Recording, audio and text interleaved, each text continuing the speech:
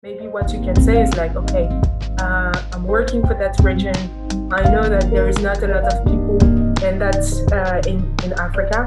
Can I spend like maybe one day per week to try to see if there is any opportunity for that region? When you listen to people, they're just like, yeah, Africa is the next thing. Exactly. I'm like 5 years ago, it was the next things. Nobody was listening, you know.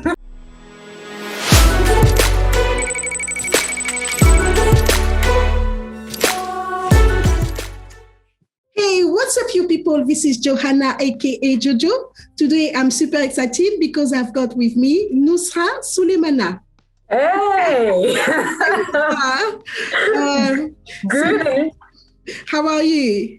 I'm good. And you, how are you? I'm good, thank you. So Nousra took part of the Overlook Audience written blog series last year, and it's like a reunion for us. So Nousra, for the people that haven't had the chance to read actually the interview, can you tell us a little bit more about yourself? Yes, so basically you can call me Nous, that's my nickname. Most of the people call me like that, so let's be casual and good and amazing. Sure. So I'm coming from Comoros. I've lived part of my life there and then grew up the rest of my life in France. So I have like that both nationalities.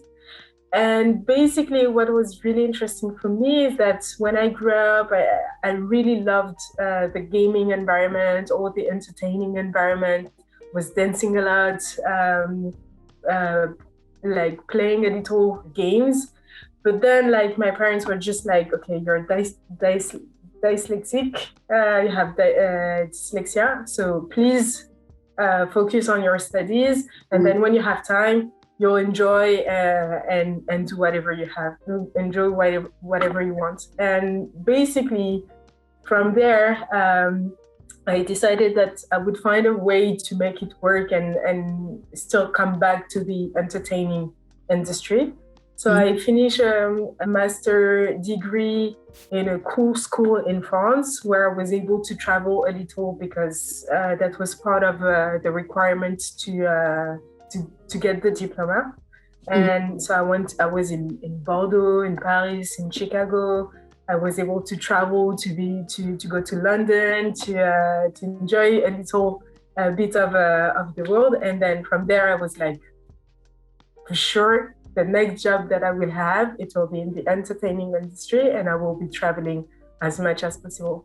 So then when I got the diploma, I decided to look with those two criteria. And basically I found a gaming company that was recruiting in South Africa. I tried and got the job. So I was really crazy and happy about it. Arrived in South Africa, that was crazy hectic. I remember when I was doing the interview, the guys were just like, are you sure you want to go there? You're a woman, you're little, and you don't know anything about the country and so on. So are you sure? And I was like, yeah, no worries. I've been in the ghetto, I've been in some places and so on. And so that's how I ended up being in the African region. I was able to travel for 2 years thanks to the specific contract and the specificity of my job, which is being a commercial and sales account manager for the region. And I had like various clients in different countries. So I was negotiating with them, and thanks to that, I was able to travel and go to different places. So that was kind of cool and nice. And that's how I end up in that gaming, entertaining environment. And I've been doing that for 5 years, and I'm trying to push as much people as I can to go to that industry because there is a lot of opportunities, but I'm sure we will have time to go through that. Sure. Yeah, definitely. So you talk about where you are from. So you are from the Comoros Islands. If you can talk a little bit more about that and the where it is, because I'm sure a lot of people that will be watching, they don't know where it is, and what is really, and why I'm asking that is because we know a lot of people from our background, from our community, have this. You said that your parents were talking about this dyslexia, but I'm sure culturally as well, being into game, what has that done, and was there some friction with your parents about that? So that's good question. There is a lot to talk about. First, regarding like Comoros. Comoros is an archipelago of 4 islands. So, but the 4th one is arguable because France consider it as part of France. So basically, depending on your point of view, you decide of saying it's 3 or 4. Mm-hmm. And after that, the thing is that the 4 islands are in the Mozambique Canal. Mm-hmm. So it's between the east of Africa and Madagascar. Mm-hmm. Exactly. And it's near the Seychelles, the Maurice, and the kind of weather that you can think of. I'm sure if you say Mauritius, okay, this is where it is. And yes, people over there that do speak French, correct? Exactly. So people in there speak French, they speak Swahili. We also consider that Arabic is one of the main languages because thanks to that make us part of the Arab League, which is strategic at some point, because there is a lot that you can get a lot of help from those countries, and there is a lot of trade or negotiation that you can have thanks to that specific by being in that specific category. So that's why it's really interesting to know Comoros. Other than that, for your community who wants to understand like what it is to be a woman, what it is to be Black, what it is to have dyslexia. It's not always easy, and obviously it's because for my parents or my sisters in general, they love me and they do believe that when sometimes I make some mistakes when I'm writing or taking time by reading, it's not because I have dyslexia, but because I'm just like lazy, or it's just like not paying attention to details and stuff like that. Exactly. Not rereading yourself and stuff like that. Yeah. Exactly. They're just like, come on. I mean, you're so smart. Why are you saying that? And I'm just like, but guys, at some point, I really want to see a specialist to learn to not make the mistakes again. So most of them are erased, but there's still like some moments where when I get tired or if I'm really busy doing several stuff, sometimes in some of my emails, there will be like words that I won't put in the emails, or I will forget, like I will put the letters in different places, or misread something, and they will be like, "Oh, you like, what is happening?" Do you know that there are? I don't know if you use it in French, but there is this platform, Grammarly.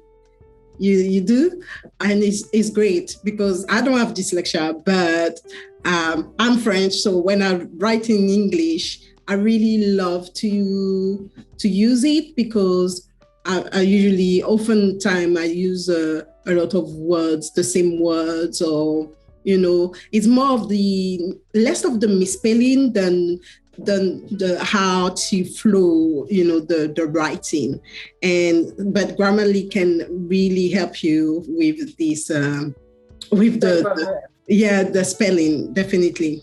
Well, already when so basically in general, when I'm writing through my phone, there is some suggestion that the phone makes, so that helps me. Mm-hmm. And then when the phone don't suggest something, then they can see again all the mistakes that I can do. I can write.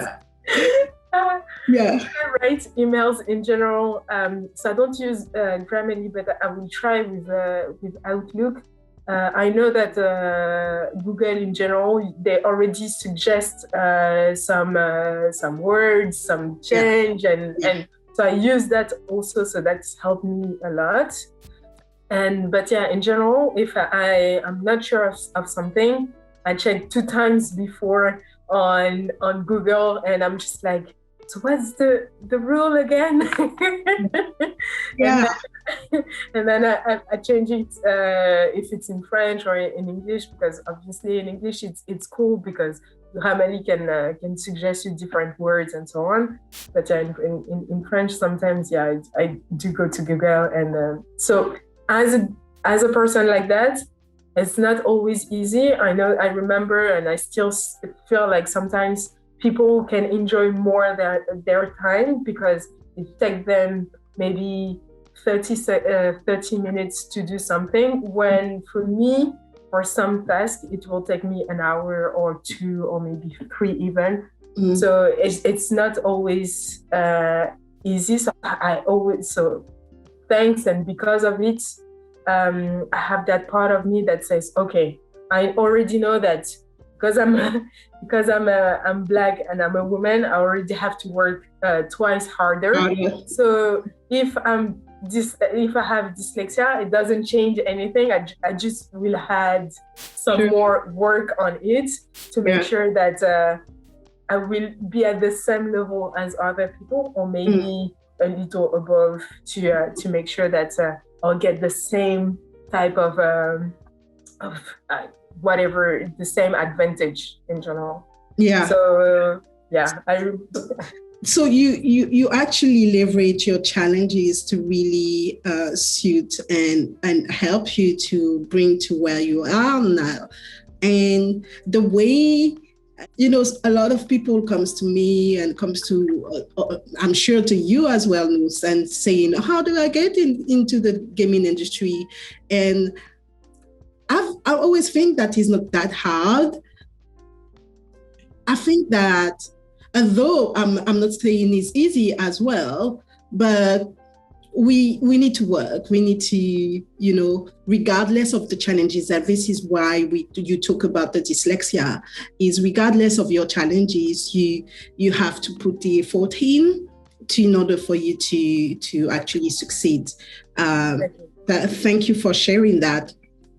So what are you doing in terms of helping the community, helping Black women, and helping you work on the African region?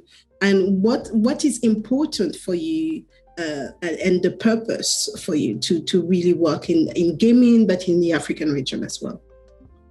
So that's also a good question. So basically, first for me, what was the main idea was to rock in my region. So, and what does that mean is that because I'm in a company where there's a lot of challenges, and I feel like because I've always been in a kind of environment where I've always been the only Black woman in general. So many times when I was studying, maybe in high school or even after that, I've been in some region where there weren't that much people from my community, if I may say. And I always wanted to show that we are doing the job and we are doing it right, and we are the best at what we do if you give us the opportunity. So basically, I think the 5 years I've been working to build that image of we as Black women, we work, we are able to do the things right. So that was like, for a long time, something I wanted to do. And now that I know I'm doing it very well, I'm trying to, when we are in the process of considering people in the company to hire in Africa. So, for example, the last few times we've been doing that, we've been hiring people. It was in South Africa, and that's the thing. But then for me to be part of the community, to give back to the community is, for example, talking to you, to show myself, because I do believe that the first thing is to present ourselves and say to the people that we are here, that we are around. So be part of all the conferences I could be part of, to either represent the company I'm working for, but also represent the fact that I am a Black woman. I think that the fact that they already see me already says something. So that's already something. That's why I'm trying to push and be seen so many times as much as I can, because I do believe that the more they will see people like me, the more people like me will try to be part of that industry. And also people who are not part of part of the community or represent, not, they don't see themselves into me. They'll be like, oh, but if she did it, maybe her sister, cousin, nephew, niece, whoever can do the same. So that's how I try to do that. So yes, so representation is everything. If you see yourself, if you see someone, yourself is someone in the industry, and that is valid for everything, basically. Having someone, if you can see someone do something and being successful in something, you can dream about it and you can have this purpose about it. So going back to Africa, is it more common for people of African descent to return back to Africa? It is, I think. I'm not sure, but yeah. Sometimes, like it's becoming a trend right now for people to come back, to return to Africa. What opportunities do you think they might find, or how do you think they will help Africa? So in general, when I've because now I'm back in France, but I've been, as I was saying at the beginning of the discussion, in South Africa, and I've been living in Comoros in general. So what I see, and what I would like to tell to the diaspora who wants to come back, is that first, if you don't have any loans in Europe, just go. And if you find any opportunity, just go. Because obviously the salary is not the same, and you'll be paid less than what you're supposed to be paid in Europe or whatever.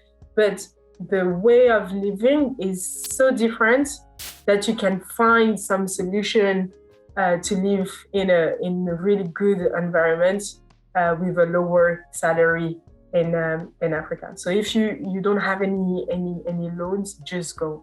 And for those who maybe don't know, they think about it or whatever, what they should try to do is to find some opportunities like in their area that they like. And basically, I do believe that there is a lot of studios who are trying to develop themselves. There is a lot of entrepreneurs in general that are already there. And if you connect with them and you're willing to give you at least some times to explain how people do business in Europe, in USA, or whatever the other place you may be, you will help them get that a kind of sense that you don't get because you're not in the country or the region. So then they can scale up and make more money. other than that, you can still be an entrepreneur and decide to come back in your region in general. But yeah, I'm sure that there is more and more opportunities. There is not only in the gaming industry, but the digital environment and all the entertaining environment is like reshaping. Is currently more attracted to the Afro vibe. We have like Afro trap, we have Afro kind of music, we have more movies with like more black people, and also talking about Africa and so on. So if there is any kind of opportunity, even by working in an international company, maybe what you can say is like, okay, I'm working for that region. I know that there is not a lot of people and that's in Africa. Can I spend like maybe 1 day per week to try to see if there is any opportunity for that region? And I do believe that there is so many different ways to work on that. With us or without us, the next opportunities will be in Africa. So if you're part of the diaspora, where at some point our parents, our grandparents, our grandparents decided to move to other places to make sure that we could have better opportunities, the next opportunities will be in Africa for sure for the next 10, 20, 30 years. So if you're willing to go now, there is a great chance for you to take a piece of the cake that represent Africa. Even though I don't like that idea, but we're in a capitalistic environment, and everything is about money. So if you want to, and if you don't think that you don't want to take that piece of cake, at some point someone else is going to. And it's better be you than somebody else, basically. Exactly. Yeah, definitely. So as a last question, what the type of advice would you provide anyone that want to get into the gaming industry? So for that question, I always say to people, you should always communicate your love for it. I do believe that by talking with more and more people in that industry is not anymore, it's less and less about passion and more about business. And I think that notion of it has changed due to the pandemic situation, and now everyone wants to tackle that industry because they came to realize that it represents billions of. Have you seen that? I'm like, everybody wants to be in gaming, and now everybody wants to go to Africa and Middle East. It's crazy. Exactly. When you listen to people, they're just like, yeah, Africa is the next thing. Exactly. I'm like 5 years ago, it was the next thing. Nobody was listening, Exactly. So that's a funny way to see it and so on. So basically, before what I wanted to say to people is like, yeah, communicate more on social network, do your stuff and so on. But now, because it's becoming like any business, is more like try to connect with the right people. So that means that there is, and I saw one of your LinkedIn posts where you were saying like LinkedIn is a great environment. There is millions of people. There is always someone who will be willing to add you from their list of contacts. And I do believe this is true in general, but that's really is specific for the gaming industry. So if you want to move forward, escalate things, you should talk to people who have been in that industry for a long time. You should also talk with people who hasn't been in that industry for also a long time, because then you can compare the people who know that industry and the new ones, the newbies. So then you can compare how they think and they work, because no one works in the same way. No one has the same experience and sensitivity towards it. And the more experience they will share, the more you'll understand that industry, and the more chance you will have to find a job, because as any market, most of the offers are not out there. And basically, it's by knowing people that you get a job. So you should contact people. You should try and know what are the opportunities. You should network. Network is the new deal for the gaming industry. Definitely. And I do believe the gaming industry is on LinkedIn. The gaming industry is on Clubhouse, Discord, Twitch, Discord. If you don't know about Discord, you should actually check Discord. It's a heavy things to tackle. That's for sure. So your skills, networking, and what else? Do you have a third point here? Try to just enjoy the games, because maybe at some point you'll be talking about, like I remember 1 month ago I was talking about with a lawyer, and she was like, "Oh, you're in the gaming industry. I know someone who's been in there and there and there," and I was like, "Oh, but you're a lawyer." And then she was like, "Yeah, but still, like, so it's." Stay open, try to enjoy, and have fun with the people around you, besides networking. Because the more you enjoy your life and take opportunities for every little things, the more you'll create good vibes around you, and be able to move forward and be part of that industry.